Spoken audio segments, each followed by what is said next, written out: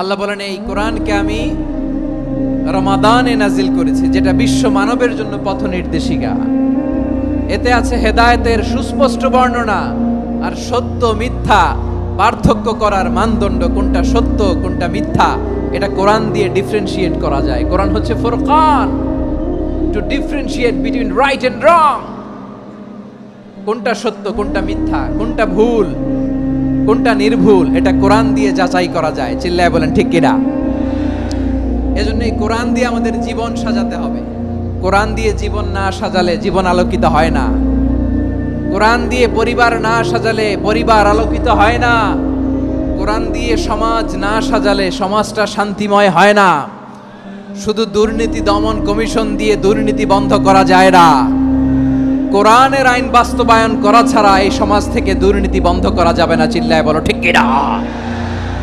আমার প্রিয় ভাইরা, এই কোরআন নাজিল হয়েছে রমাদান আল মুবারক, এই বরকতময় মাসে। তাই আমাদের উচিত আসন্ন যে রমাদান আল মুবারক, এই রমাদানে কোরআনের সাথে নিজেদের সম্পর্ককে বাড়ানো। আপনি কি জানেন কোরআন নিয়ে কোন ফেরেশতা পৃথিবীতে এসেছিল? জানেন ফেরেশতার নাম কি বলেন তো? জিবরিল আলাইহিস সালাম। সাইয়েদনা জিবরিল কোরআন নিয়ে এসেছেন, ফলে উনি হয়েছেন শ্রেষ্ঠ ফেরেশতা। বিশ্ব নবীর উপর কোরআন নাজিল হয়েছে, তাই তিনি হয়েছেন শ্রেষ্ঠ নবী। রমাদানে কোরআন নাজিল হয়েছে, তাই রমাদান হয়েছে শ্রেষ্ঠ মাস। কদরের রাতে কোরআন নাজিল হয়েছে, তাই কদর হয়েছে শ্রেষ্ঠ রাত। আমরাও যদি কোরআনের সাথে সম্পর্ক বাড়াই, আমাদের মর্যাদাও এরকম, আমাদেরকেও শ্রেষ্ঠ মানুষ বানায় দিবে কে? এজন্য কোরআনের সাথে সম্পর্ক বাড়াইতে রাজি আছেন তো? যারাই কোরআনের সাথে সম্পর্ক বাড়ায় এদের মর্যাদা বাড়ায় দেয় কে? শাবান মাস আসলে, রজব মাস আসলে সাহাবারা কি করতেন আসুন আমরা দেখি কিভাবে তারা রমাদানকে ওয়েলকাম জানাতেন। রজব শাবান আসলেই ওনারা রমাদান পর্যন্ত পৌঁছার আকুতি, আগ্রহ আর ফরিয়াদ আল্লাহর কাছে জানাতেন আর বলতেন, ইয়া আল্লাহ, রমজান পর্যন্ত আমাদের হায়াত বাড়িয়ে দাও। আল্লাহুম্মা বাল্লিগনা রমাদান, আল্লাহ তুমি রমজান পর্যন্ত আমাদের পৌঁছে দাও। আল্লাহুম্মা বারিক লানা ফি রজব ওয়া শাবান ওয়া বাল্লিগনা রমাদান, আল্লাহ রজব শাবানে বরকত দাও, আল্লাহ রমজান পর্যন্ত তুমি আমাদেরকে পৌঁছে দাও। আওয়াজ করে পড়ে না আমিন। আমার প্রিয় চাঁপাইনবাবগঞ্জের ভাইরা, গত বছর অনেকের সাথে আমরা একসাথে রমাদান কাটিয়েছি, তাদের অনেকে দুনিয়াতে এখন বেঁচে নাই, এরকম আছে না নাই? আচ্ছা, এই বছর যদি খুশনসিব হয় আমাদের, আমরা যদি পাই, আগামী বছরও যে রমাদান আমরা পাবো কোনো গ্যারান্টি আছে? তাহলে আসুন আমরা ভেবে নেই, হতে পারে this Ramadan could be the last and final Ramadan in our life. হতে পারে এই রমাদানই হতে পারে আমার জীবনের শেষ রমাদান। তাই আসুন আমরা আল্লাহর কাছে দোয়া করি, আল্লাহুম্মা বাল্লিগনা রমাদান, আল্লাহ তুমি রমাদান পর্যন্ত আমাদেরকে পৌঁছে দাও। আওয়াজ করে পড়েন আমিন। ইবনু রাজব আল হাম্বলি লাতাইফুল মাআরিফের মধ্যে লিখেছেন, সাহাবারা ওনারা রমাদান কেন্দ্রিক, আমাদের সালাফ সালফে সালেহিনরা রমাদান কেন্দ্রিক জীবন কাটাতেন। ওনারা রমজান আসার 6 মাস আগে আল্লাহর কাছে দোয়া করতেন, আল্লাহ রমজান পর্যন্ত পৌঁছে দাও। রমজান চলে যাওয়ার পরে বাকি 6 মাস আল্লাহর কাছে দোয়া করতেন, আল্লাহ এই রমাদানে যে ইবাদত করেছি এই ইবাদতগুলো তুমি কবুল করে নাও। সুবহানাল্লাহ। তাহলে পুরো বছর রমাদান কেন্দ্রিক জীবন। রমজান আসার আগে 6 মাস দোয়া করতো, আল্লাহ আমরা যেন রমজান পাই। রমজান চলে যাওয়ার পরে বাকি 6 মাস বলতো, আল্লাহ রমজানে যে ইবাদত করেছি এগুলো তুমি কবুল করে নাও। সুবহানাল্লাহ। আবার এই শাবান মাসে আল্লাহর হাবিব সাল্লাল্লাহু আলাইহি ওয়াসাল্লাম সবচেয়ে বেশি রোজা রাখতেন। এই শাবান শেষে আমাদের মধ্যে আগমন করবে রমাদান, এবং এই রমাদানুল মুবারক আল্লাহ তাআলা আমাদের জন্য সিয়াম ফরজ করেছেন। কি ফরজ করেছেন? তিনি সূরাতুল বাকারার 183 নম্বর আয়াতে ইরশাদ করছেন, রব্বুল আলামিন বলেন, ইয়া আইয়ুহাল্লাযীনা আমানু কুতিবা আলাইকুমুস সিয়ামু কামা কুতিবা আলাল্লাযীনা মিন ক্বাবলিকুম লাআল্লাকুম তাত্তাকুন। আল্লাহ বলেন, ও বিশ্বসীরা শোনো শোনো, তোমাদের জন্য সিয়ামকে ফরজ করা হয়েছে, ঠিক যেমন ভাবে তোমাদের পূর্ববর্তী উম্মতদের উপরও সিয়ামকে ফরজ করা হয়েছিল, লাআল্লাকুম তাত্তাকুন, যাতে করে তোমরা সবাই মুত্তাকি হতে পারো। সুবহানাল্লাহ বলেন, যাতে করে তোমরা আল্লাহ সচেতন হতে পারো। তাহলে সিয়ামকে, এই সামনে যে রমাদান আসতেছে আমার প্রিয় ভাইয়েরা, এই পুরো রমাদান ব্যাপী সিয়াম সাধন করা, সিয়াম পালন করাকে আমাদের জন্য ফরজ করে দিয়েছে কে? এটা শুধু আমাদের উপরই ফরজ না, আমাদের আগে যত জাতিগোষ্ঠী এই পৃথিবীতে এসছে সবার উপরে সিয়াম পালনকে ফরজ করেছে কে? তবে ধরনটা ভিন্ন ছিল, এক এক জাতিগোষ্ঠীর জন্য এক এক ধরনের ছিল। আমাদের জন্য সিয়াম ফরজ টানা 1 মাস 30 দিন বা 29 দিন। পূর্ববর্তী অনেক উম্মতের উপর 1 মাস ছিল না, 3টা ফরজ ছিল। কয়টা? প্রতি মাসের 13, 14, 15 ফরজ ছিল তাদের জন্য। কারো জন্য শুধু একটা, আশুরার রোজা। কোন কোন উম্মতের জন্য 10টা। কোন কোন উম্মতের জন্য রোজা ফরজ ছিল মৌনতার রোজা, আরবিতে বলে সওমুল ইনসাত, মানে সারাদিন খেতে পারবে, পান করতে পারবে, স্ত্রীর সাথে মেলামেশা করতে পারবে, কিন্তু কথা বলতে পারবে না। কথা বললেই তাদের রোজা ভেঙে যেতে। পড়েন সুবহানাল্লাহ। কি অদ্ভুত ব্যাপার, মৌন সম্মতির রোজা। যেমনটি সাইয়্যিদাতুনা মারিয়াম আলাইহাস সালাম বলেছেন, ইন্নী নাযারতু লির-রাহমানি সাওমা ফালান উকাল্লিমাল ইয়াওমা ইনসিয়া। তিনি বলেছেন, আজকে আমি রহমানের জন্য, মানে আল্লাহর জন্য রোজা মানত করেছি, আজকে আমি কারোর সাথে কথা বলতে পারবো না। তো রোজা রাখলে কথা বলতে পারবে না কেন? কারণ ওই শরীয়তে রোজার বিধান ছিল সকাল থেকে সন্ধ্যা খেতে পারবেন, পান করতে পারবেন, কিন্তু কথা বলতে পারবেন না। কথা বললেই রোজা ভেঙে যেত। সুবহানাল্লাহ বলেন। তাহলে সব জাতিগোষ্ঠীর উপরে রোজা ফরজ ছিল, কিন্তু ধরনটা ভিন্ন ছিল। মজার ব্যাপার হচ্ছে, আপনি বর্তমানেও বিভিন্ন ধর্মের দিকে তাকান, বৌদ্ধ ধর্ম, হিন্দু ধর্ম, খ্রিস্ট ধর্ম, তাদের মধ্যেও রোজা আছে। ইংরেজরা, খ্রিস্টানরা এটাকে বলে ফাস্টিং। কি বলে? ফাস্টিং। আমাদের হিন্দু ভাইয়েরা বলে উপবাস। তারা কি বলে? উপবাস। আবার এখন আন্দোলনেরও একটা মাধ্যম হয়েছে এটা, না খেয়ে থাকা। এটারে বলে অনশন। এটারে কি বলে? অনশন ধর্মঘট। মানে আমাদের দাবি না মানলে আমরা খাবো না, রোজা রাখলাম। তারপরে আধুনিক বিজ্ঞান এটার একটা নাম দিয়েছে না খেয়ে থাকাকে, অটোফিজি। কি বলে? অটোফিজি। জাপানের এক চিকিৎসা বিজ্ঞানী এই অটোফিজির উপর গবেষণা করে সে নোবেল পেয়েছে। এজন্য আল্লাহ তাআলা আমাদের জন্য গোটা রমাদানে এই সিয়ামকে ফরজ করে দিয়েছেন। আওয়াজ করে বলেন আল্লাহু আকবার। রাব্বুল আলামিন বলেন, ইয়া আইয়ুহাল্লাযীনা আমানু কুতিবা আলাইকুমুস সিয়াম। সিয়ামকে তোমাদের উপরে ফরজ করা হয়েছে, কামা কুতিবা আলাল্লাযীনা মিন ক্বাবলিকুম, যেমনি তোমাদের পূর্ববর্তীদের উপর রোজা ফরজ করা হয়েছিল, লাআল্লাকুম তাত্তাকুন, যাতে করে তোমরা আল্লাহ সচেতন হতে পারো, যাতে করে তোমরা মুত্তাকি হতে পারো। লাআল্লাকুম তাত্তাকুন, যাতে করে আমরা আল্লাহ সচেতন হতে পারি, আল্লাহ কনশাসনেস আমাদের মধ্যে গ্রো করে। এটা হচ্ছে রোজার প্রাইম অবজেক্টিভ। অনেকে জিজ্ঞেস করলে অনেকে বলে রোজার মূল উদ্দেশ্য হচ্ছে না খেয়ে থাকা। না। অনেকে বলে গরিবদের কষ্ট অনুধাবন করা রোজার উদ্দেশ্য। না। রোজার উদ্দেশ্য কি? সিয়াম পালনের উদ্দেশ্য কি? এটা আল্লাহ তাআলা স্পষ্ট এই আয়াতের পেছনে বলেছেন যে লাআল্লাকুম তাত্তাকুন, যাতে করে তোমরা আল্লাহ সচেতন হতে পারো, আল্লাহ ভীতি তোমাদের মধ্যে গ্রো করে, গড কনশাসনেস, আল্লাহ কনশাসনেস, আল্লাহ সচেতনতা যেন বাড়ে। দ্য সেন্স অফ অ্যাকাউন্টেবিলিটি, আল্লাহর সুপ্রিম কোর্টের কাঠগড়া, এই দুনিয়াতে আমি যাই করলাম তার সবকিছু যে পাই টু পাই হিসাব দিতে হবে, এই sense, to enhance the sense that what ever we do Allah is watching me. আপনি যাই করেন কেউ দেখে না, কিন্তু দেখে কে?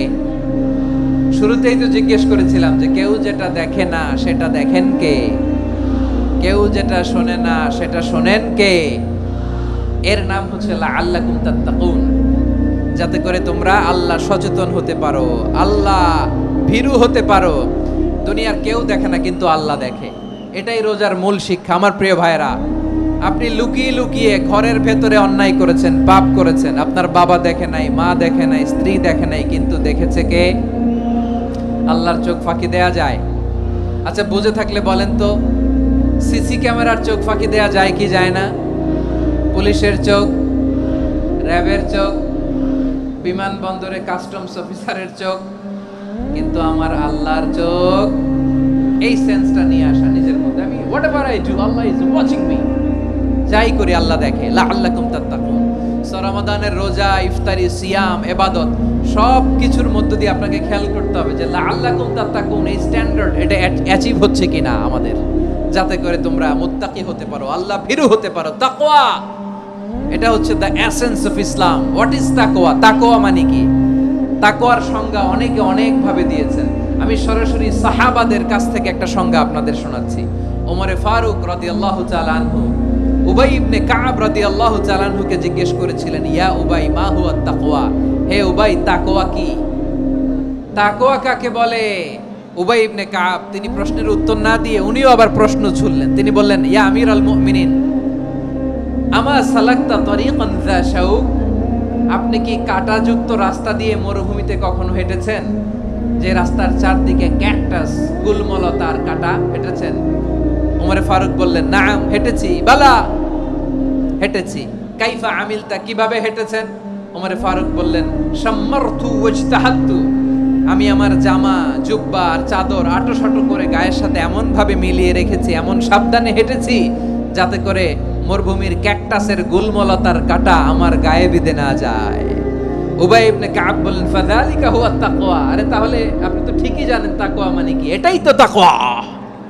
ওই রাস্তা দিয়ে যেভাবে হেঁটেছেন, পুরো দুনিয়ার জিন্দেগিটা এইভাবে সাবধানে চলার নামই হচ্ছে তাকওয়া। চিল্লায় বলো ঠিক কিনা? এই দুনিয়াতে পাপ পঙ্কিলতা থাকবে, শয়তানির হাতছানি থাকবে, অপরাধ প্রবণতা থাকবে, নফসের খায়েশ থাকবে, অন্যায়ের হাতছানি থাকবে। সব কিছুকে দোলে মুচড়ে পেছনে ফেলে সাবধান হয়ে এই দুনিয়ার সিরাতুল মুস্তাকিমের পথে চলতে হবে। যেই রাস্তা শুরু হয়েছে দুনিয়াতে, শেষ হয়ে গিয়েছে আল্লাহর জান্নাতের ভেতরে। চিল্লায় বলেন ঠিক কিনা? আমার প্রিয় চাঁপাইনবাবগঞ্জের ভাইয়েরা, এটার নামই তাকওয়া। উবাই ইবনে কাব বললেন, ও আমিরুল মুমিনিন, ওই কাঁটাযুক্ত গুলমলতার রাস্তার মধ্যে ঠিক যেমনি সাবধান হয়ে আপনি হেঁটেছেন, এই দুনিয়ার বুকে ওই সাবধান হয়ে চলার নাম হলো তাকওয়া। সুবহানাল্লাহ। তাকওয়ার শুধু দুইটা নমুনা আপনাদের সামনে পেশ করব, আপনাদের ক্লিয়ার হয়ে যাবে। একটা নমুনা তো দিলাম, আরেকটা নমুনা, সেটাও ওমরে ফারুক রাদিয়াল্লাহু তাআলা আনহুর জীবনী থেকে। উনি ছিলেন ন্যায়পরায়ণ শাসক। রাত্রিবেলা প্রজাদের কি হাল হাকিকত, কি অবস্থা, ঘুরে ঘুরে প্যাট্রোলিং করতেন পুলিশের মতো। সারা রাত তিনি ঘুরেছেন কার কি অবস্থা দেখে। শেষ রাতে তিনি ফিরে আসতেছেন। তিনি থাকতেন, সেই বুখারীতে এসেছে, কানা ইয়াসকুনু ফি আওয়ালিল মদিনা, মদিনার উঁচু এলাকায় থাকতেন। তো ফিরে আসার সময় উনি একটা প্রাচীর বেষ্টিত ঘরের পাশে দুইজন নারীর কথোপকথন শুনতে পেলেন। একজন বৃদ্ধা, একজন যুবতী। উনি কান লাগিয়ে শুনতে পাচ্ছেন। বৃদ্ধা মা, ওমরে ফারুক কাউকে দেখতে পাচ্ছেন না, শুনতে পাচ্ছেন। বৃদ্ধা মা তার যুবতী মেয়েকে বলে, এই তাড়াতাড়ি উটের দুধ দহন করে উটের দুধের সাথে পানি মিশাও, তাইলে কালকে বাজারে মদিনায় বেশি দামে বিক্রি করা যাবে, লাভ হবে অনেক। বৃদ্ধা মহিলা এটা বললেন। যুবতী মেয়ে উত্তরে বলে, মা আপনি জানেন না আমিরুল মুমিনিন খলিফাতুল মুসলিমিন ওমরে ফারুক দুধে পানি মিশানোকে দণ্ডনীয় অপরাধ বলে ঘোষণা দিয়েছে, জানেন না? এবার বৃদ্ধা মহিলা বলে, আরে পাগলি, এই ভোর রাতে আমিরুল মুমিনিন ওমরে ফারুক আসবে কোত্থেকে? উনি আসবে কোত্থেকে? ওনার পাইক পেয়াদা সিকিউরিটি আসবে কোত্থেকে? কেউ দেখবে না। আরে কেউ দেখবে না, তাড়াতাড়ি দুধের সাথে পানি মেশাও। এই কথা যখন মা বলেছে, যুবতী মেয়েটা চমৎকার একটা উত্তর দিয়েছে। তিনি বলেছিলেন, ইয়া উম্মি, ও আমার মা, লাউলা রাআ উমর লা রাআ রব্বু উমর। ও আমার প্রিয়তমা মা, আপনি ঠিকই বলেছেন, গভীর রাতে ওটের দুধে পানি মিশালে ওমর দেখবে না, কিন্তু মা খেয়াল রাখবেন, ওমর যদি নাও দেখে, ওমরের রব কিন্তু দেখে। চিল্লায় বলেন ঠিক কিনা? দিস ইজ কল্ড তাকওয়া। এজন্য রব্বুল আলামিন বলেন, লা তুদরিকুহুল আবসার ওয়া হুয়া ইউদরিকুল আবসার ওয়া হুয়াল লাতীফুল খাবীর। তিনি এমন সত্তা, দুনিয়ার কোন চোখ তাকে দেখে না, কিন্তু দুনিয়ার সবগুলো চোখকে, সব মানুষের অ্যাক্টিভিটিসকে, আরশের উপর থেকে সব কিছু মুহূর্তে মুহূর্তে দেখতে পান কে? তাহলে তাকওয়া কারে বলে বুঝতে পারছেন? দুনিয়াতে সাবধানে চলার নাম তাকওয়া। কেউ দেখে না, কিন্তু আল্লাহ দেখে। এই সেন্স, এই জবাবদিহিতার ভয়, দ্য সেন্স অফ অ্যাকাউন্টেবিলিটি, এই সেন্স নিজের মধ্যে গ্রো করার নাম হচ্ছে তাকওয়া। আর এই সিয়াম পালন করার প্রাইম অবজেক্টিভ অফ সিয়াম হচ্ছে লাআল্লাকুম তাত্তাকুন। আওয়াজ করে বলেন, লাআল্লাকুম তাত্তাকুন। আমার প্রিয় ভাইয়েরা, এই আসন্ন রমাদান, এটা এমন এক বরকতের মাস, যে মাসে আমরা নিজেদের নাফসের উপর নিয়ন্ত্রণ প্রতিষ্ঠা করি। সারা বছর নাফস আমাদেরকে নিয়ন্ত্রণ করে, আর রমাদানে আমরা নাফসকে নিয়ন্ত্রণ করি। কথা বুঝতেছেন? সারা বছর নফস আমাদেরকে নিয়ন্ত্রণ করে। এই যে এখন আমার খেতে মনে চাইলে যে খেজুর রাখা, আমি খেজুর খেতে পারবো, নাটস আছে, বাদাম খাইতে পারি, খাইতে মন চাইলে পানি, আমার রুহুটা চায়, আমার নফসটা খেতে চায়, আমি খেতে পারি, পান করতে পারি। বিবাহিতরা দিনের বেলায় স্ত্রীর সাথে মেলামেশা করতে চাইলে করতে পারে, কিন্তু রমাদানে দিনের বেলায় খেতে মনে চায় কিন্তু আমরা খাই। আমার প্রবৃত্তি খেতে চায় কিন্তু প্রবৃত্তির কথা আমরা শুনি। তৃষ্ণায় গলা ফেটে যায়, গলার ছাতি ফেটে যায়, কিন্তু এক ঢোক পানি কি আমরা গিলি? বিবাহিতরা দিনের বেলা স্ত্রীর সাথে কি মেলামেশায় যায় না।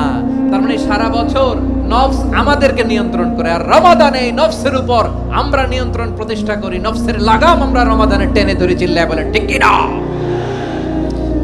এজন্য আমার প্রিয় ভাইয়েরা, নফসের উপর নিয়ন্ত্রণ নিতে চাইলে রমাদানের রোজার কোনো বিকল্প নাই। এটা এমন মাস যে মাসের ফজিলতেরও কোনো শেষ নাই। এই মাসকে বলা হয় দ্য মান্থ অফ হোপ।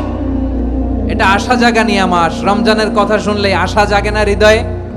হ্যাঁ, ইদা জা রমাদান ফুতিহাত আবওয়াবুস সামা ওয়া গুল্লিকাত আবওয়াবু জাহান্নাম ওয়া সুফিদাতিশ শায়াতিন। রমাদান আসলে আকাশের দরজাগুলো খুলে দেওয়া হয়, মানে জান্নাতের। জাহান্নামের দরজাগুলোকে লক করে দেওয়া হয়, শয়তানকে চেইন আপ করা হয়। ইবাদত করলে শুধু করতেই মনে চায়, চিল্লায় বলেন না সুবহানাল্লাহ। রমজানে ইবাদতে যেই মজা পাওয়া যায় সারা বছর অন্য কোনো মাসে এই মজা আপনি পান? আমার চাঁপাইনবাবগঞ্জের ভাইরা আওয়াজ করে বলেন না, রমজানে ইবাদতে যেই মজা অন্য মাসে এটা পান? কারণ রমজানে ইবাদত করলে সওয়াবও বেশি, ইবাদতের একটা পরিবেশ থাকে, ঠিক কিনা বলেন? অন্য মাসে ইবাদত করলে এর সওয়াব পাওয়া যায় গাণিতিক হারে, রমজানে ইবাদত করলে সওয়াব বাড়তে থাকে জ্যামিতিক হারে। সুবহানাল্লাহ কইবেন না? অন্য মাসে সওয়াব বাড়ে গাণিতিক হারে, রমাদানে ইবাদত করলে সওয়াব বাড়ে কিভাবে জ্যামিতিক হারে বাড়ে দেখেন। রমাদানে একটা নফল করলে ফরজের সমান সওয়াব, একটা ফরজ করলে 70 থেকে 700 গুণ সওয়াব, রমজানে উমরা করলে হজের সমান সওয়াব। দ্য মান্থ অফ হোপ, আশা জাগানিয়া মাস। এই মাস আমাদেরকে হোপফুল করে, আশাবাদী করে। রমাদান যেমনি দ্য মান্থ অফ হোপ, আশা জাগানিয়া মাস, এট দ্য সেম টাইম এই রমাদান হচ্ছে মান্থ অফ ওয়ার্নিং, একটা ওয়ার্নিং এর মাস। নবী যেমনি আশা জাগাইছে আবার ওয়ার্নিং দিয়েও গেছে, খবরদার। ওয়ার্নিংটা কেমন? আল্লাহর হাবিব সাল্লাল্লাহু আলাইহি ওয়াসাল্লাম মসজিদে নববীর ভেতরে হঠাৎ তিনি মসজিদে নববীর মিম্বারে পা রেখে বললেন আমিন। দ্বিতীয় ধাপে পা রেখে বললেন আমিন, তৃতীয় ধাপে পা রেখে বললেন আমিন। সাহাবারা অবাক হয়ে বললেন ইয়া রাসূলুল্লাহ, ইয়া হাবিবাল্লাহ, তিনবার শুধু আমিন আমিন পড়লেন, কেন পড়লেন আমরা কিছু জানি না, আমাদেরকে জানিয়ে দেন কেন আপনি তিনবার আমিন বললেন। রাহমাতাল লিল আলামিন আল্লাহর হাবিব বললেন, ও আমার প্রাণের সাহাবীরা, আমি যখন মসজিদে নববীর মিম্বারের প্রথম ধাপে পা রেখেছি, সাইয়েদনা জিবরিল এসে আমাকে বলেছে, ও নবী, আপনার নাম শুনে যে ব্যক্তি আপনার উপর দুরূদ পড়ে না তার ধ্বংস। আপনি বলেন আমিন। আমি বলেছি আমিন। দ্বিতীয় ধাপে পা রাখার পর সাইয়েদনা জিবরিল বললেন, ইয়া রাসূলুল্লাহ, মাতা পিতাকে বার্ধক্য অবস্থায় পেয়ে তাদের সেবা করে, তাদের সাথে সদাচরণ করে যে সন্তান জান্নাত কামাতে পারলো না তার জন্য ধ্বংস। আপনি বলেন আমিন। আমি বলেছি আমিন। আবার মিম্বারের তৃতীয় ধাপে ঠিক যখনই আমি পা রাখলাম, সাইয়েদনা জিবরাইল বললেন, নবী, রমজান মাস পাওয়ার পরে এই মাসে ইবাদত করে যে ব্যক্তি নিজের গুনাহ মাফ করাতে পারলো না তার জন্য ধ্বংস। আপনি আওয়াজ করে পড়েন আমিন। কত বড় ধমক, কত বড় ওয়ার্নিং দেখছেন। যে রমাদান পেয়েছে কিন্তু রমাদানের ইবাদত করার মধ্য দিয়ে সে নিজেকে জাহান্নাম থেকে মুক্ত বানাতে পারলো না, তার উপর আল্লাহ লানত, তার জন্য ধ্বংস। সাইয়েদনা জিবরাইল বলেছেন আমিন, স্বয়ং বিশ্বনবীও বলেছেন আমিন। আওয়াজ করে পড়েন নাউযু বিল্লাহ। তাহলে রমজান আসবে আর আমরা নিজেদেরকে জাহান্নামীদের লিস্ট থেকে নাম কাটিয়ে জান্নাতীদের লিস্টে উঠাতে পারবো না। এর চেয়ে বড় হতভাগা কি আর কেউ থাকতে পারে? তাহলে রমাদানের এই রহমত, বরকত, মাগফিরাত, ফজিলত আমাদের কামাই করার দরকার আছে না নাই? আমার প্রিয় ভাইরা, আপনি পৃথিবীতে যত ইবাদত করেন সব ইবাদতের সওয়াব নির্ধারিত। এটা পাবেন বা ওইটা পাবেন, এই সওয়াব জান্নাতে, এই বাড়ি ওই বাড়ি। শুধু সিয়ামের সওয়াবটা অনির্ধারিত। কুল্লু আমাল ইবনে আদম ইউদাআফ আল হাসানাতু আশরু আমসালিহা ইলা 700 দি'ফিন ইল্লা সাওম। সব নেক আমলের সওয়াব বাড়তে বাড়তে 700 গুণ, কিন্তু রোজা ছাড়া, রোজার সওয়াব কি হবে? বান্দা খালি রোজা রাখে, ফেরেশতারা কিছু লিখতে পারে না আমল নামায়, কারণ আল্লাহ বলে এটা কিছু লিখিস না, কারণ as-সাওমুলি, এই রোজা রাখছে আমার জন্য, ওয়া আনা আজজি বিহি, এই রোজার সওয়াব, প্রতিদান, অ্যাওয়ার্ড এটা কিয়ামতের দিন আমি আল্লাহ নিজ হাতে দেব, নিজ হাতে দেব। আরেক বর্ণনায় এসেছে ওয়া আনা উজজাবি, আমি আল্লাহ নিজেই হয়ে যাব রোজার প্রতিদান। সুবহানাল্লাহ পড়েন। আবার আল্লাহর হাবিব বলেন ইন্না ফিল জান্নাতি সামানিয়াতু আবওয়াব, জান্নাতের দরজা মোট 8টা, ফিহা বাবুন ইউসাম্মা আর-রায়্যান, 8টা দরজার মধ্যে স্পেশাল একটা দরজা আছে, ওই দরজাটার নাম হলো আর-রায়্যান। রায়্যান দরজা, লা ইয়াদখুলুহু ইল্লা সাইমুন, রোজাদাররা ছাড়া কেউ ওই রায়্যান দরজা দিয়ে জান্নাতে ঢুকতে পারবে না, শুধু রোজাদারদের জন্য ওই দরজাটা খোলা থাকবে। দরজাটার নাম আর রায়্যান। শব্দটা কেমন লাগে? ভালো লাগে। অনাগত সন্তান যদি কারো আসে, ছেলে সন্তান, নাম রেখে দিয়েন আর রায়্যান। কি নাম? লা ইয়াদখুলুহু ইল্লা সাইমুন, রোজাদাররা ছাড়া কেউ ঢুকতে পারবে না। মান দাখালাহু লাম ইয়াযমা আবাদা, একবার যে এই গেট দিয়ে ঢুকবে, he will never be thirsty again, তার গলা থেকে চিরকালের জন্য আল্লাহ তৃষ্ণা মিটায়ে দিবে। আমরা ওই রায়্যান দরজা দিয়ে সেদিন জান্নাতে ঢুকতে চাই কি চাই না? আমার প্রিয় ভাইরা, প্রতি রাতে রমাদানে আল্লাহর ফেরেশতারা আহ্বান জানায়, ইয়া বাগিয়াল খাইরি আকবিল, ইয়া বাগিয়াশ শাররি আকসির, হে কল্যাণের পথের যাত্রী, আকবিল প্রসিড, আরো ইবাদত করো, আগাও আগাও, আরো জান্নাতের নাজ নেয়ামত কামাও। হে অকল্যাণের পথের যাত্রী, আকসির, স্টপ স্টপ, অনেক হয়েছে, আন্না, এই রমাদান এটা পাপের মাস নয়, এটা ইবাদত করে জান্নাত কামানোর মাস। চিল্লায় বলো ঠিক কি না? ওয়ালিল্লাহি উতাকাউ মিনান নার ওয়া যালিকা কুল্লা লাইলা, রমাদানের প্রতি রাতে আল্লাহ তাআলা এরকম লাখো বনি আদমকে maaf করে দেওয়ার ঘোষণা দেয়, নাজাতের ঘোষণা দেয়। আমরা আল্লাহর পক্ষ থেকে মাফ, নাজাত চাই কি চাই না? আর কিছু যে চাই না আমি, চাই গো নাজাত, আল্লাহ তোমার কাছে আমার এই মুনাজাত। আর কিছু যে চাই না আমি, চাই গো নাজাত, আল্লাহ তোমার কাছে আমার এই মুনাজাত, আল্লাহ তোমার কাছে আমার এই মুনাজাত। পড়েন আমিন। তাহলে রমাদানকে আমরা বুদ্ধিমানের মতো কাজে লাগাতে চাই কি চাই না? বুদ্ধিমানের মতো কাজে লাগাইতে হবে, মুমিনরা স্মার্ট হয়।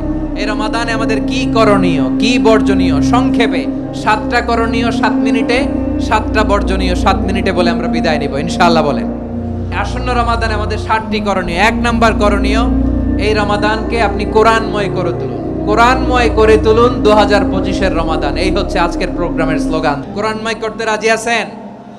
কোরআন তেলাওয়াত করতে রাজি আছেন? আমার প্রিয় ভাইরা, ধীরস্থির ভাবে কোরআন তেলাওয়াত করুন, তাড়াহুড়ো করে নয়।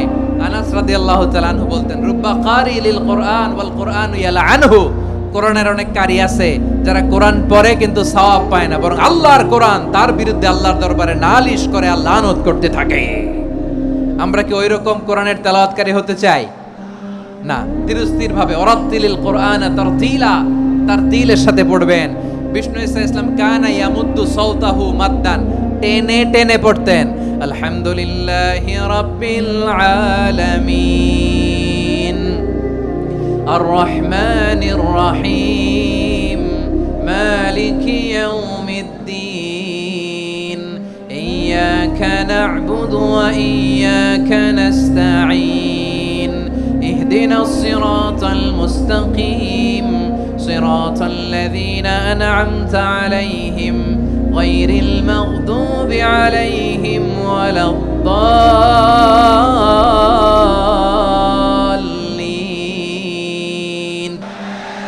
كان يمد صوته مدا টেনে টেনে পড়তেন।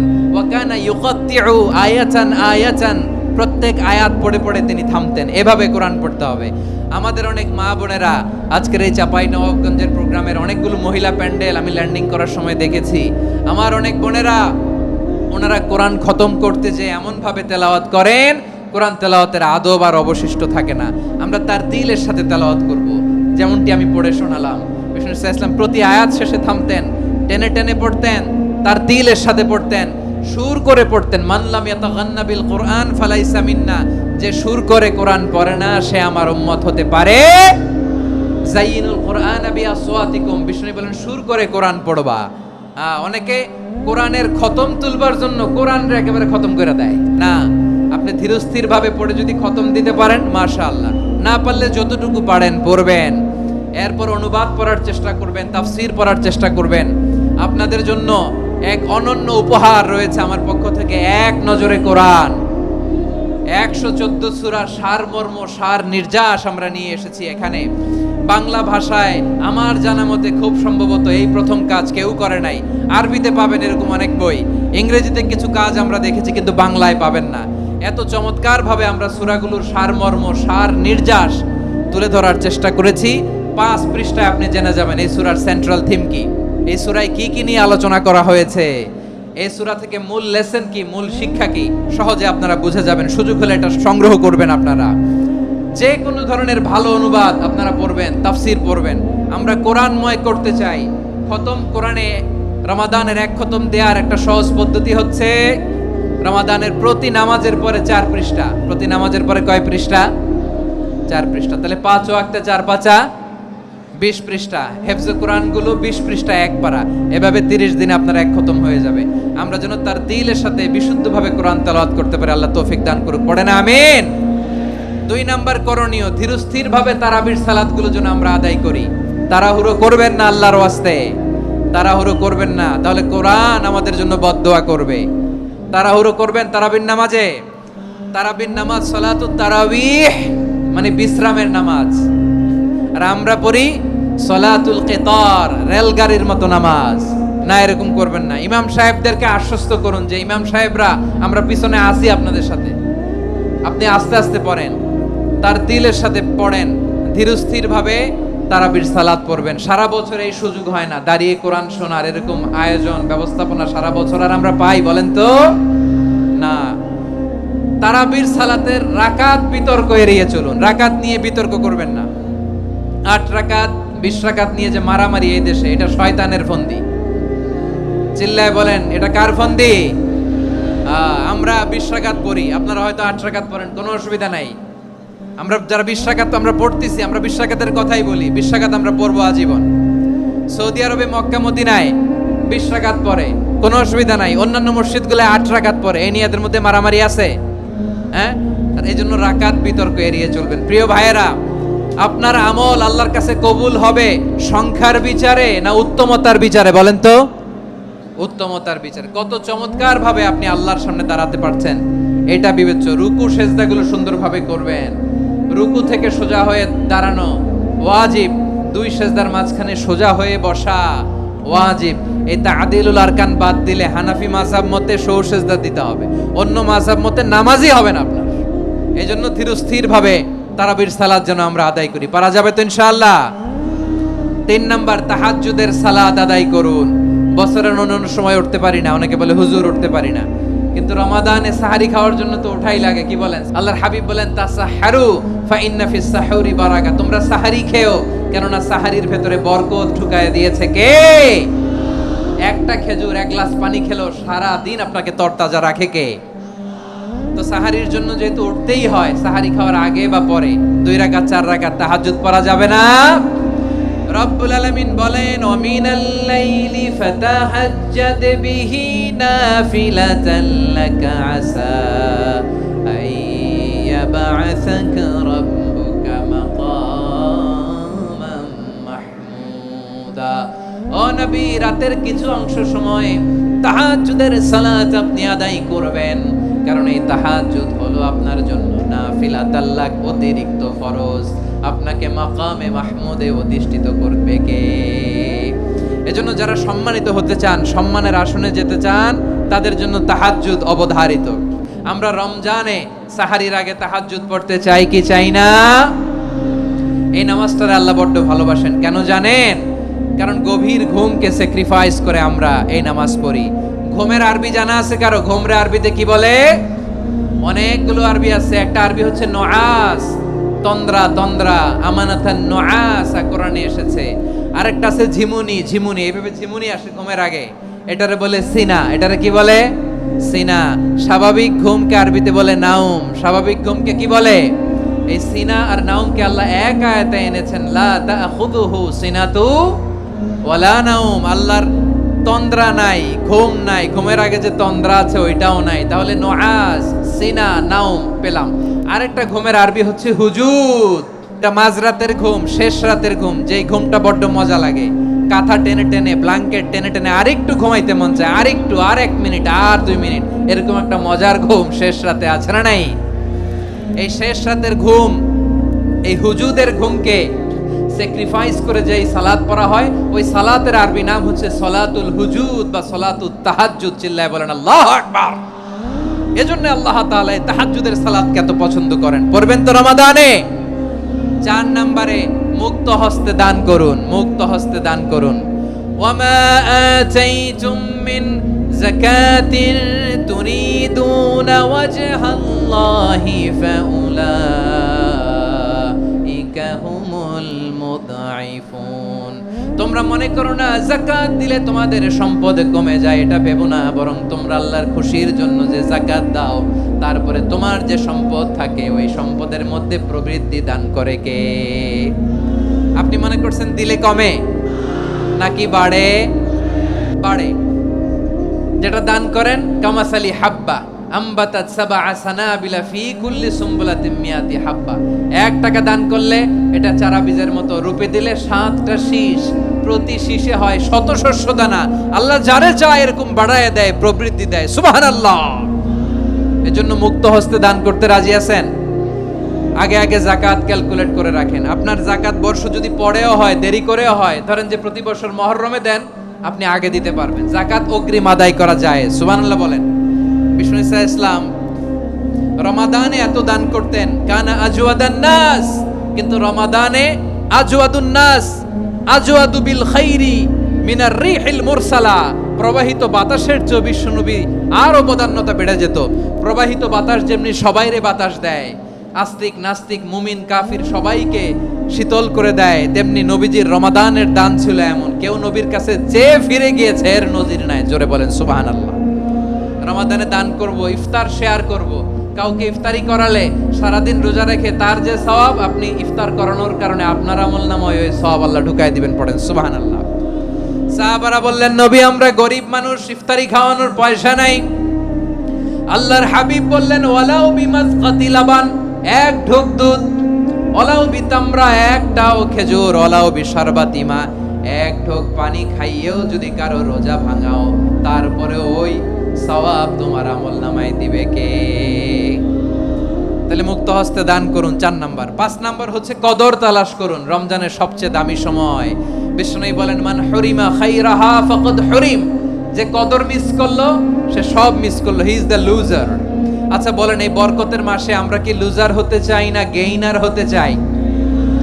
ইন্না আনজালনাহু ফি লাইলাতিল কদরি ওয়া মা আদরাকা মা লাইলাতুল কদর লাইলাতুল কদরি খায়রুম মিন আলফি শাহর। পড়েন আল্লাহু আকবার। লাইলাতুল কদরি খায়রুম মিন আলফি শাহর, 1000 মাসের চেয়েও সেরা। 1000 মাসে হয় 83 বছর 4 মাস। 83 বছর 4 মাস টানা ইবাদত করলে যেই সওয়াব, কদরের রাতে ইবাদত করলে অতটুকু সওয়াব আপনি পাবেন, আল্লাহ সেটা বলে নাই। আল্লাহ বলে তার চাইতে বেশি সওয়াব দিয়ে আপনার আমলনামা ভরে দিবে কে? কদর যেন মিস না হয়। 21, 23, 25, 27, 29 নাকি খালি 27? না, ফালতামিসু ফিল আশরিল আওয়াখিরি ফিল মিনাল ভিতরি। রমজানের শেষ দশকের বেজর রাতগুলোকে কদর হিসেবে তালাশ করো। আল্লাহর হাবিব সাল্লাল্লাহু আলাইহি ওয়াসাল্লাম শেষ 10 দিন টানা ইবাদত করতেন। টানা ইবাদত ইদা জাআল আশরু আহইয়াল লাইলা আইকাযা আহলা ওয়া জাদ্দা ওয়া শাদ্দাল মিজার। সারা রাত জেগে ইবাদতের নজির নবীজির নাই, শুধু রমজানের শেষ দশক ছাড়া। সুবহানাল্লাহ বলেন। নিজেও ঘুমাতেন না, ফাতেমা রাদিয়াল্লাহু তাআলা আনহু, আলী রাদিয়াল্লাহু তাআলা আনহু কাউকে ঘুমাতে দিতেন না, সবাইকে জাগিয়ে তুলতেন। আমরা সারা রাত জেগে ইবাদত করব, রাজি আছেন তো? কদর যেন আমাদের মিস না হয়, আজকে থেকেই ক্যালেন্ডারে মার্ক করে রাখেন। সব কাজ পেছনে ফেলে, সব ব্যস্ততাকে পেছনে ফেলে ইবাদতের জন্য আমরা প্রস্তুত থাকবো কদরের রাতে। কোনোভাবে কদর যেন আমাদের মিস না হয়, ইনশাআল্লাহ বলেন তো সবাই। 6 নম্বরে পারলে ইতিকাফ করবেন। আল্লাহর হাবিব সাল্লাল্লাহু আলাইহি ওয়াসাল্লাম প্রতি বছর 10 দিন ইতিকাফ করতেন। যে বছর ইন্তেকাল করবেন সে বছর 20 দিন ইতিকাফ করেছেন। আপনি বলবেন হুজুর ইতিকাফ না করলে সমস্যা কি? আমার নবী একটা ইবাদত সারা জীবনেও ছাড়ে নাই, আর আপনি জীবনে একবারও করেন নাই। এবার হিসাব আপনার কাছে। না পারলে অন্তত রাত্রি বেলাগুলো মসজিদে কাটাবেন, পারবেন তো ইনশাআল্লাহ? সব শেষে শিশু এবং নারীদের ব্যাপারে বিশেষ খেয়াল রাখবেন। শিশুদের রমাদানের ব্যাপারে উৎসাহ দেন, তাদের প্রস্তুতি নেওয়ান, তাদেরকে রোজা রাখতে দিবেন। আমার ভাইয়েরা এবং বোনেরা, পর্দার আড়ালে মায়েদেরকে বলবো, চাপাই নবাবগঞ্জের মায়েরা, 1 দিন 2 দিন না খেয়ে থাকলে আপনার ছেলে মেয়ে মারা যাবে না। ওদেরকে উৎসাহিত করেন, ওদের ছোট্ট যারা রাখতে দেন, বলেন যে বাবা সকাল থেকে দুপুর পর্যন্ত না খেয়ে থাকলে তোমার অর্ধেক রোজা, এরকম 2 দিন অর্ধেক মিলে তোমার 1 রোজা। এরকম আমি কত রোজা রাখছি ছোটবেলায়, কোনো হিসাবই নাই। আমার দাদি বলতো সকাল থেকে না খেয়ে দুপুর 12টা পর্যন্ত রাখলে নাকি অর্ধেক হয়, এরপরের দিন অর্ধেক, 2 অর্ধেক মিলে 1 রোজা। এটা তো আসলে রোজা হয় না, কিন্তু তাকে উৎসাহ দেয়া। ইফতার প্রোগ্রামগুলোতে নিবেন আমাদের বাচ্চাদেরকে, দেখবেন যে ওর ক্ষুধা লাগতেছে, খায় না, কারণ কেউ খায় না। একজন আজান দিচ্ছে, সবাই খেজুর নিয়ে ইফতার করতেছে। এই দৃশ্য, এই ট্র্যাডিশন, এই ইবাদত, এই তারবিয়া ওর আগামীর জীবনটাকে সুন্দর করবে। চিল্লায় বলেন ঠিক কি না? এভাবে আগামীর প্রজন্মকে আমাদের গড়তে হবে। শিশুদের রোজার ব্যাপারে প্রস্তুতি নিন, উৎসাহ দিন। আর নারীদেরকে কষ্ট দিবেন না। সারা দিন পেঁয়াজু, আলুর চপ, বেগুনি, পাকোড়া, ছোলা, মুড়ি, শরবত, রুয়াবজা আছে না নাই? বানাতে বানাতে আমাদের বোনেরা কাহিল হয়ে যায়, আর তারাবি পড়তে পারে না, ইবাদত করতে পারে না। আমরা যেন আমাদের বোনদের প্রতি ইহসান করি, পারবেন তো সবাই? এই 7টি করণীয়, 7টি বর্জনীয়। 1 নাম্বার, বিলম্বে ইফতার করবেন না কখনো। 1 নাম্বার, দেরি করে ইফতার করা নিষিদ্ধ। ইহুদিরা দেরি করে ইফতার করে। লা ইয়াজালুন নাসু আলা খাইরিন মা আজ্জালুল ফিতরা। বিশ্বনবী বলেছেন, এই উম্মত যতদিন আগে আগে ইফতার করবে, এই উম্মতের কপাল থেকে কল্যাণ কেউ ছিনিয়ে নিতে পারবে না। চিল্লায় বলেন ঠিক কি না? আজানের জন্য বসে থাকবেন না, সময় দেখবেন। স্থানীয় সময় যখন সূর্যাস্ত হওয়া মাত্রই বিসমিল্লাহ, খেজুর খেয়ে ফেলবো, পারবেন তো? 2 নাম্বার, রমাদানের পবিত্রতা বজায় রাখবো। কোনো তর্ক বিতর্ক অশ্লীলতায় আমরা জড়াবো না, ঝগড়া করবো না, সরাসরিও না, ফেসবুকেও না। করবেন? কেউ গালি দিলে বলবেন ইন্নিমরুন সাইম, আমি রোজাদার। আল্লাহর হাবিব শিখিয়েছেন, কেউ যদি তোমার গালি দেয়, কটু কথা বলে, অশ্লীল কথা বলে, রমজানে তুমিও বলতে পারবে না। তুমি বলতে পারবা ইন্নিমরুন সাইম, আমি রোজাদার। আজকে থেকে নিয়ত করেন, রমজানে কেউ গালি দিলে আপনি একটা গালি দিবেন নাকি? কি বলবেন? রোজাদার, রমজানের পবিত্রতা আমি ভঙ্গ করতে পারবো না। অশ্লীল নাটক, সিনেমা আমরা দেখবো না। ব্যাড হ্যাবিট থাকলে রমাদানে এটা ছাড়ার মহা সুযোগ। স্মোকিং এর অভ্যাস আছে অনেকের, ঠিক কি না? যদি কারো থাকে, কে করে হাত তোলালাম না আমি। এই রমাদানে এই স্মোকিং হ্যাবিট থেকে আমরা বেরিয়ে আসবো, ঠিক কি না বলেন? 3 নাম্বার, আমরা মিথ্যা বলবো না। বিশ্বনবী বলেন, মানলাম ইয়াদা কাওলা যুরি ওয়াল আমালা বিহি ফালাইসা লিল্লাহি হাজাতুন ফি আইয়াদা আতআমাহু ওয়া শারাবা। যে রমজানে মিথ্যা কথা, মিথ্যা কাজ, মিথ্যা সাক্ষী ছাড়তে পারে নাই, তার না খেয়ে থাকা, উপবাস থাকা দিয়ে আল্লাহর কিছু যায় আসে না। এজন্য মিথ্যার সাথে আমাদের কোনো সম্পর্ক আছে? মিথ্যা বলবো না। 4 নাম্বার, অপচয় করব না। ইন্নাল মুবাযযিরিনা কানু ইখওয়ানা শায়াতিন ওয়া কানা শাইতানু লিরাব্বিহি কাফুরা। অপচয়কারী শয়তানের ভাই। আচ্ছা, যে শয়তানের ভাই ও নিজেও আরেকটা কি? শয়তান। অপচয় করব না। ইফতারি করতে যে আমরা অনেকে অপচয় করি, এগুলো করবেন আপনারা? না, অপচয় করব না। 5 নাম্বারে, রিয়া, লোক দেখানো ইবাদত আমরা করব না। লোক দেখানোর জন্য নামাজ, রোজা, জিকির, তেলাওয়াত, দান সদকা এগুলো করলে আল্লাহর দরবারে এগুলো কবুল হবে। বিশ্বনবী বলেন, দাজ্জালের ফিতনার চেয়ে একটা বড় ফিতনার ভয় আমি করি, সেটা কি? আর রিয়া, শো অফ মেন্টালিটি, লোক দেখানো মানসিকতা। এটা থেকে আমরা বিরত থাকবো ইনশাআল্লাহ। ছয় নাম্বার অনেক গুরুত্বপূর্ণ, ব্যবসায়ী ভাইয়েরা, অনেক অসাধু ব্যবসায়ী আছে রমজান আসলে নিত্য প্রয়োজনীয় পণ্যের মূল্য বৃদ্ধি করে দেয়। এরকম আছে না নাই? এগুলো করবেন না, মজুতদারি করবেন না, পণ্যের কৃত্রিম সংকট বাজারে করবেন না। আপনি লাখ টাকা কামায়া ভাবছেন যে রোজাদারদের কষ্ট দিয়ে ধনী হবেন, এমন রোগ আল্লাহ আপনারে দিবে, কোটি টাকা দিয়েও আপনি হাসপাতালের বিল পরিশোধ করার ক্ষমতা আপনার হবে না। খবরদার। আর শেষ বয়সে দেখবেন কি কষ্ট আপনার হয়। আপনি রোজাদারদের কষ্ট দিচ্ছেন, আল্লাহ আপনার সুখে রাখবে? আল্লাহর দোহাই লাগে, আমার ব্যবসায়ী ভাইয়েরা এটা করবেন না। আরব বিশ্বে আমরা দেখেছি, আরব বিশ্বের ব্যবসায়ীরা সারা বছরে ব্যবসা করে, রমজানে ভর্তুকি দেয়। আর আমার দেশের কিছু অসাধু ব্যবসায়ী রমজানে গলাকাটা ব্যবসা করে আর সারা বছর সইটার উপর দিয়ে চলে। চিল্লায় বলেন ঠিক কিনা? করবেন না, এটা করবেন না। নিত্য প্রয়োজনীয় পণ্যের মূল্য বৃদ্ধি করা হারাম, পণ্যের কৃত্রিম সংকট তৈরি করা হারাম, মজুতদারি করা হারাম, রোজাদারদেরকে কষ্ট দেয়া হারাম, এটা করবেন না। 7 নম্বরে সর্বশেষ কথা, অধীনস্থ যারা আছে তাদের কাজের চাপ আপনারা কমিয়ে দিবেন। কাজের লোক, ফ্যাক্টরির ওয়ার্কার, স্টাফ, তাদের প্রতি যদি রহম করেন, আপনার উপর রহম করবে কে?